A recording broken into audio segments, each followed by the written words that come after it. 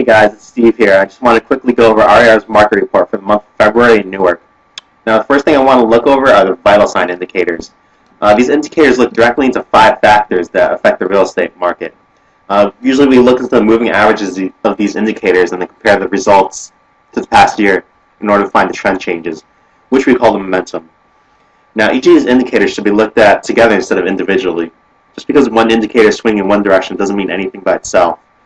So as you can see for the first two, existing home sales and new home building permits, they aren't really doing too well. Home sales have decreased and the number of building permits isn't moving anywhere. The trend of home sales is slightly increased though due to the fact that its moving average has done better compared to the past year ago. But both indicators are still showing negative signs. So the next two, notices of defaults and foreclosure sales, those remain positive for the economy. Number of foreclosure sales did increase, but both of them are still doing drastically better compared to February 2011. And finally, with fixed mortgage rates, they've been decreasing at a very steady rate. And this is a great sign for borrowers, as that means they'll be able to afford houses at a higher price. I also looked into a few other market indicators for Newark, and I just want to touch upon them. So the first one, days on average, days on market trends have remained pretty stable.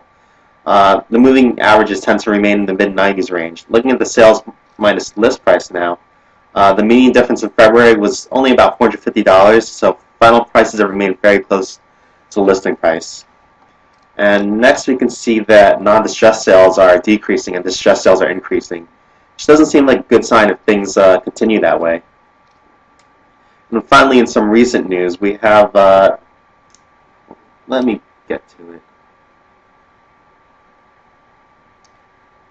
Alright, so the one I think that's the most important that happened in February was that Newark started breaking ground on Teachers Village.